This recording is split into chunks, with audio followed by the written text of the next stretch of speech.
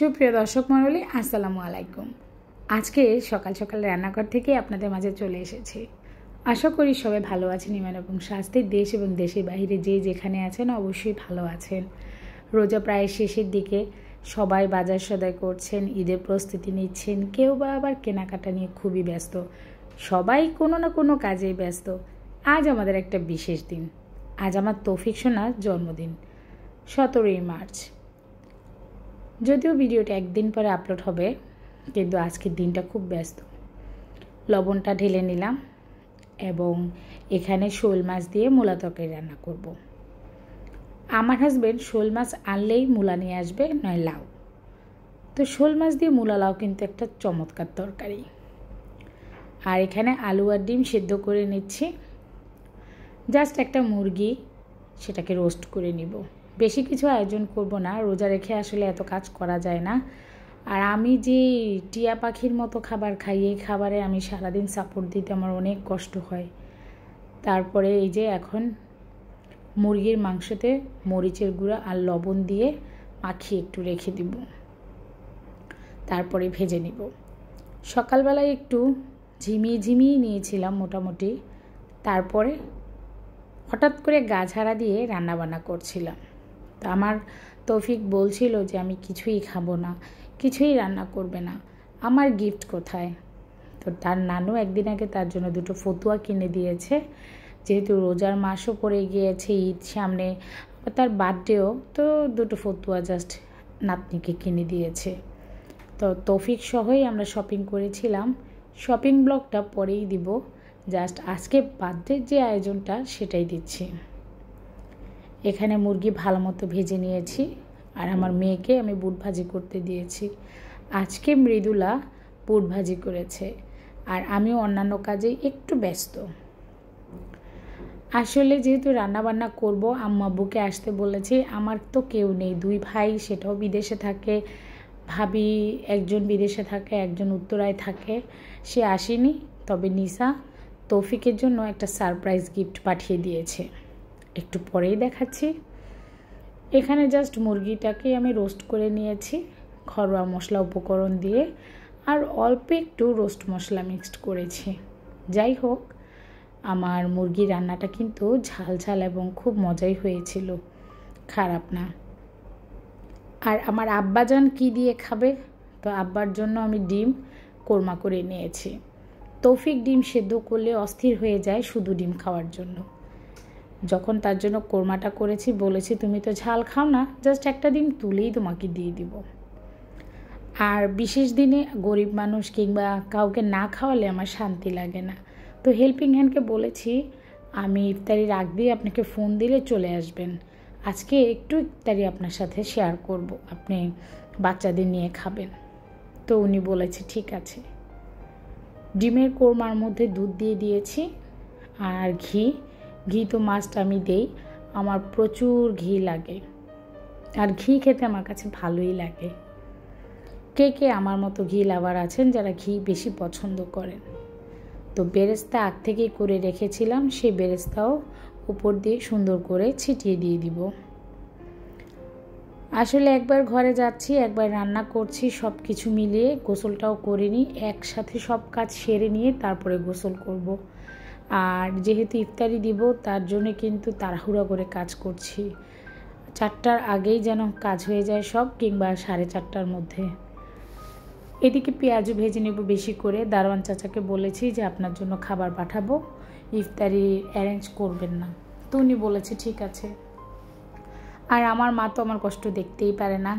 আম্মু বেগুনি আলুর চপ ভেজে নিয়ে আসবে, যত বললাম যে তোমার করা লাগবে না, আমি করব। না, সে করবে, তুমি অনেক কাজ করতেছো। যদিও এর মতো মা বারবার আসছিল দেখার জন্য, মা খুব অসুস্থ, তারপরও আসে। রোজা রাখতে না করি, তারপরও সে রোজা রাখবে। তো মা এসে আমাকে হেল্প করেছিল। আর আমি তো রান্নাবান্না করেইছি আজকে আর আম্মুকে আমি চুলায় হাত দিতে দেইনি। এখন সুন্দর করে সার্ভিং বোলগুলোর মধ্যে ঢেলে নিয়েছি। আসলে অ্যারেঞ্জ যেহেতু করেছি, বাবা মা ছাড়া আর কেউ নেই এখানে, তো কাউকে ওভাবে দাওয়াতও দেই না। আর বিশেষ দিনে নিজেরা রান্নাবান্না করে যদি গরিবকে খাইয়ে সুন্দরভাবে কাটানো যায় তাহলে মন্দ কিসে।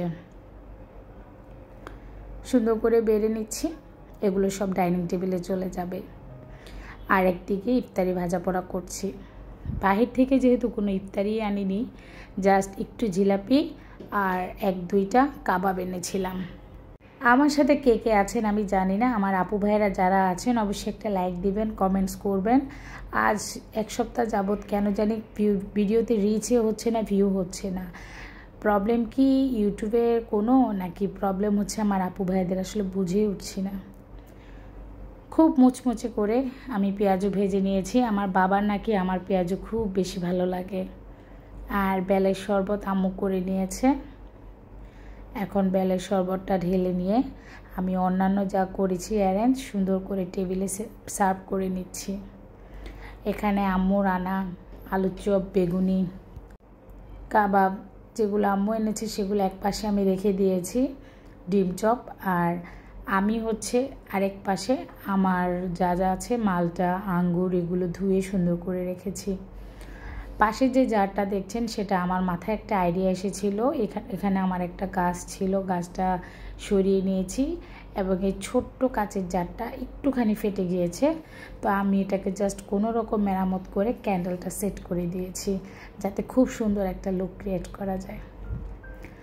বুট ভাজিটা আম্মু এনে দিয়েছে, আমি জাস্ট এখন সুন্দর করে সরিয়ে নিচ্ছি, কারণ সবগুলো উপকরণ, সবগুলো জিনিস যেন টেবিলে সুন্দর করে রাখা যায় এবং আমি ভিডিওটা করতে পারি।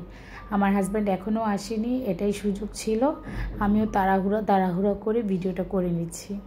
এখানে পেঁয়াজু আর কাবাব ছিল। আর এই যে টোটাল অ্যারেঞ্জ, চিন্তা করলাম সুন্দর একটা লাইট এনেছি, ফেরি লাইট, কেন সেটা ইউজ করব না, তো সেটাও সুন্দর করে টেবিলের মধ্যে দিয়ে নিয়েছি। আর সারপ্রাইজ গিফট হচ্ছে আমার ছোট ভাইয়ের বউ তৌফিকের জন্য তার মামি একটা কেক পাঠিয়েছে সারপ্রাইজ। তো আমরা খুবই অবাক হয়েছি, এটাও সারপ্রাইজ গিফট তৌফিকের জন্য, সুন্দর একটা কেক। তো তৌফিক তো খুব খুশি, কখন কেকটা কাটা হবে। আমরা আজানের জন্য ওয়েট করছি, ইফতারির সময় কেকটা নিয়েছিলাম এবং তৌফিক ইফতারির সময় কেকটা কেটেছে, আজান দিয়েছে। আমরা যে যার মতো বেলের শরবত, ডাবের পানি, নর্মাল পানি খাচ্ছিলাম। আর তৌফিক নিজে নিজে কেকটাকে কেটে নিয়েছে এবং সে প্রথমেই আমাকে খাইয়ে দিয়েছে। আমি কিন্তু বলিও নি যে আমাকে খাইয়ে দাও, ওর মন মতো করে আমাকে, ওর আপুকে, বাবাকে দিয়েছে। তার বাবাটা আবার একটু খ্যাত, সে খাবে না, তো সে খায়নি। আমার আম্মু অল্প একটু খেয়েছে, আমার বাবাও অল্প একটু খেয়েছে। তো সবাইকে একটু একটু করে খাইয়ে দিয়েছে। কিন্তু সে বারবার বলছিল নিসা কোথায়। আজ কিন্তু নিসারও জন্মদিন, শুভ জন্মদিন নিসা। তার ছোট মামিরা তার জন্মদিন একই ডেটে পড়েছে, কিন্তু দুঃখের বিষয় কখনো একসাথে জন্মদিনটা করাই হয়নি। তো নিসাকেও জন্মদিনের শুভেচ্ছা জানাই। আমরা তো অনেক দূরে, তোমার জন্য কোনো কিছু অ্যারেঞ্জ করতে পারিনি, তুমি যেহেতু দূরে। ইনশাল্লাহ আসলে দেখা হবে।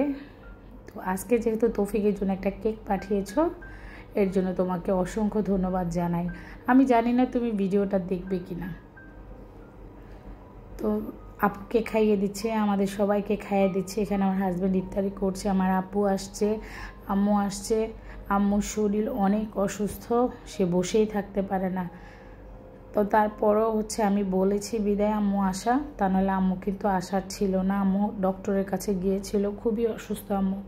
আমার আম্মুর জন্য সবাই দোয়া করবেন। আম্মু খুবই অসুস্থ, সকাল থেকে হসপিটালে ছিল।